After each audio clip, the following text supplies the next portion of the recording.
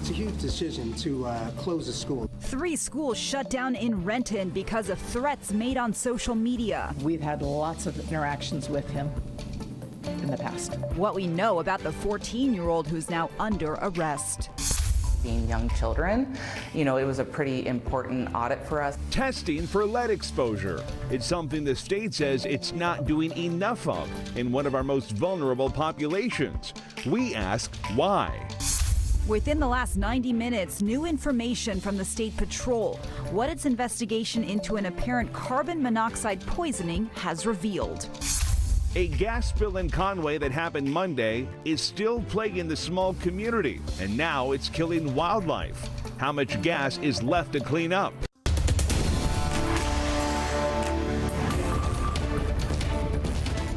Renton schools are closed today over threats made on social media, and a teenager is now in custody. Thank you for joining us on King 5 News at 4. I'm Jessica Janner Castro. I'm Steve Solis. Police tell us the 14-year-old does not go to any of these schools. King 5's Kristen Goodwillie joins us live now in Renton with the very latest. Kristen.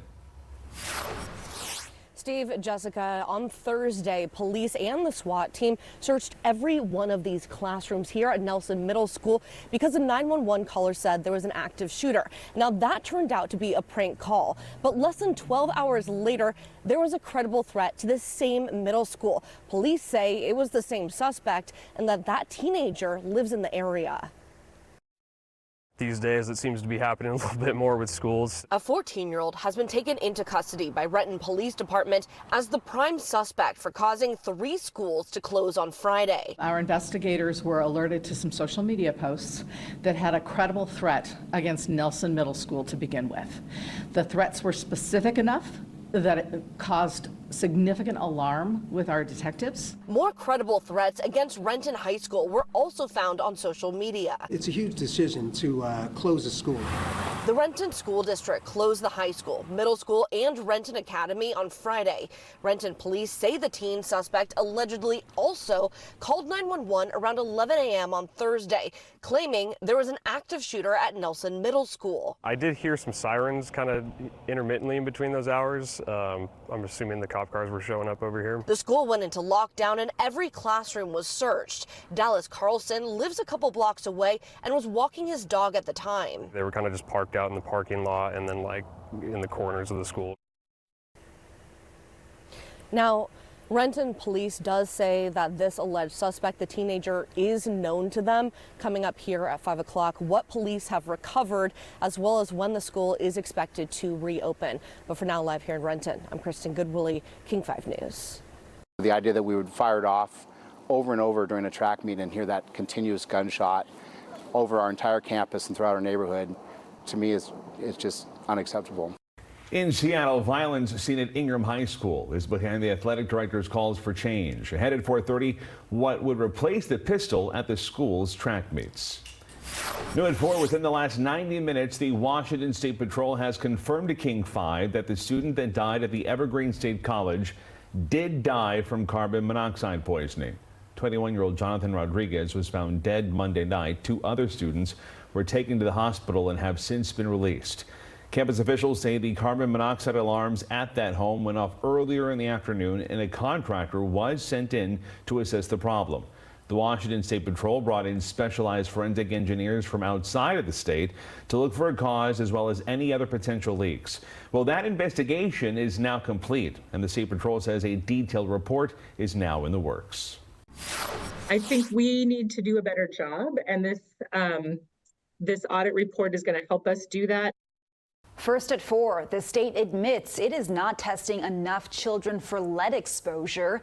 A newly released audit found the state's not even coming close to federal requirements. Olympia Bureau Chief Drew Mickelson has the numbers and what the state is doing about them. Along with the findings, those state investigators also came up with recommendations for the state's Department of Health and the state's health care authority to hopefully increase the number of kids getting screened for lead exposure. It disproportionately impacts some of the most vulnerable populations in the state, being young children. It was a pretty important audit for us. The auditors say lead is in Washington state. It's typically found in the soil, especially near orchards where pesticides were used, or in areas near former smelter sites, like in Tacoma and Everett. Homes built before 1978 likely had lead paint, and renovations today can stir up old lead dust. And the FDA is currently recalling applesauce packets tied to lead poisoning in children. Blood tests can identify lead exposure, and federal law requires states screen low-income children receiving Medicaid. The state's audit looked at lead exposure testing in 6 western states. Washington ranked highest among those states for having children with elevated lead levels, but had the second worst testing rate, behind Nevada. Of the 240,000 Washington state children on Medicaid under the age of 6, only 26% are screened, and only 3% are getting the required lead testing at 12 and 24 months. I think we need to do a better job, and this audit report is going to help us do that. State health officials say they were not surprised by these findings. They say parents and even some doctors don't consider the Pacific Northwest a risky area for lead exposure. Those health officials hope this audit and perhaps some policy changes will increase the number of kids who get screened. In Olympia, Drew Mickelson, King 5 News. 7 miles of Highway 18 are back open tonight after a full closure earlier today as crews made emergency repairs to the road. Last week's atmospheric river brought heavy rain and significantly damaged the asphalt.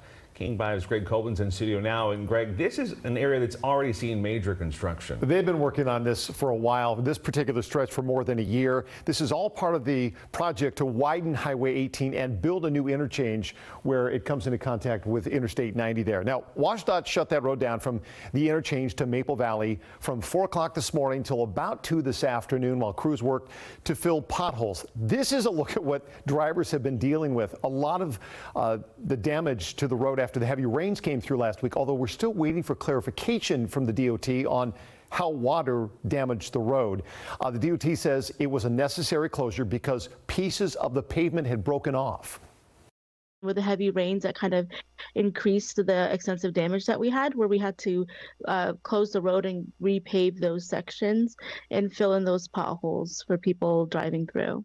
Yeah, WashDOT says these repairs should hold up if another round of heavy rain comes through.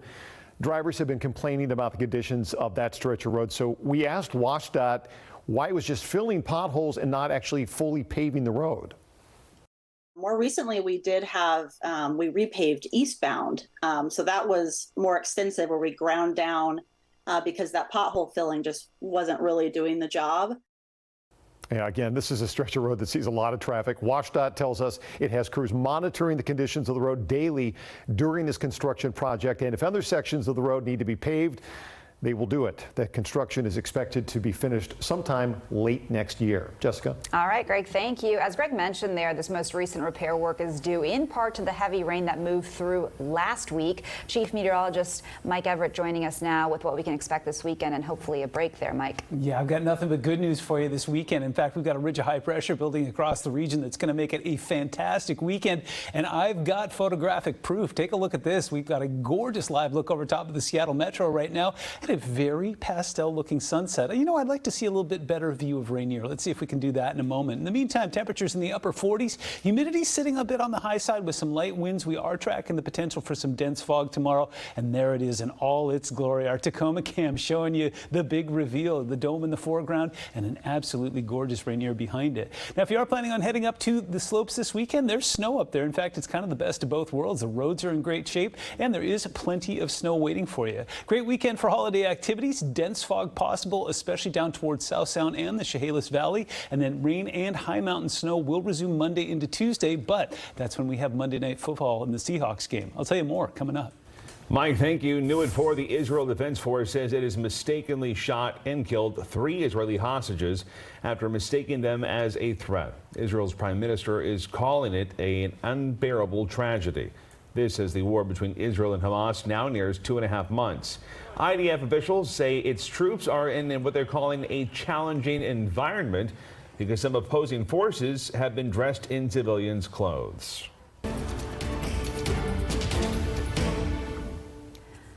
No verdict yet after 2 days of deliberations in Tacoma, and that is where 3 police officers charged in the death of Manuel Ellis are waiting to learn their fate.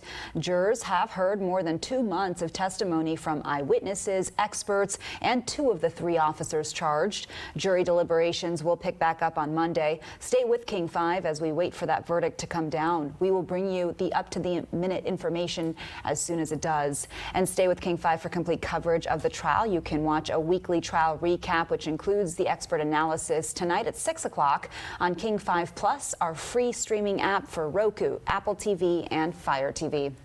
We are hearing from the Bellevue School District Superintendent tonight, less than 24 hours since the district decided to postpone their plan to close middle schools. Dr. Kelly Aramaki says the district is facing a nearly $10 million budget shortfall, mainly because of lower enrollment within the district and the unaffordability of Bellevue. But enrollment in its middle schools is still high enough to operate for the next 2 years. We're going to do our best to try to stem the decline in enrollment and potentially reverse it by creating an education system that families want to be a part of. Haramaki says he hopes to attract students from private and homeschooling as well as from other school districts. The Bellevue School District already closed 2 elementary schools earlier this year. The city of Seattle will soon be under new leadership. New faces will fill 2/3 of the Seattle City Council in January. Out of the 9 city council seats, 5 will be filled with new members who were elected just last month. The new council will also appoint 1 seat in January to fill a vacancy by Teresa Mosqueda, who won a King County Council seat. Connor Board heard from the newly elected council members today and joins us now. Connor. This is a historic moment for the city of Seattle. According to the city, this is the biggest turnover of Seattle City Council members in the past 70 years. Today, the mayor introduced the 5 new members, 4 of whom he endorsed. Okie dokie. Thank you for being here this morning. With 5 new Seattle City Council members elected to office, it is the start of a new chapter at Seattle City Hall. Our administration has been meeting with the incoming council members to help them prepare to take office and hit the ground running. That becomes critically important. The new council members elect are preparing and learning, getting ready to hit the ground running next month. We've had a couple safety meetings in our district, connecting with business owners, connecting with community, nonprofit groups, meeting with elected officials. The newly elected council members campaigned with public safety as a top priority. We need to hire more officers. The current, the incentive structure hasn't worked. We need to figure out a path to make sure we have appropriate staffing levels. Voters expect to see dividends on the campaign promises with fewer than 3 weeks until these 5 people will lead the city of Seattle alongside the mayor. Together, we're going to build one Seattle, and we're all in this together. So thank you very much and have a great holiday. The new Seattle City Council will be sworn in on January 2nd. That's also when a council president will be selected. Coming up tonight at 5:30, we'll share how the council is preparing to appoint a 6th new member to replace current council member Teresa Mosqueda. Back to you. Connor, thank you. Still ahead tonight, we have the first reported wildlife deaths following the gas spill in Conway. New information on how cleanup is going and if you need to be concerned. Plus, our efforts to prosecute retail theft actually working. We hear from the King County Prosecuting Attorney's Office. And restoring the salmon population in our waterways, how the White House plans to do that by addressing the controversy swirling around the Snake River dams. Stay with us. King 5 News will be right back.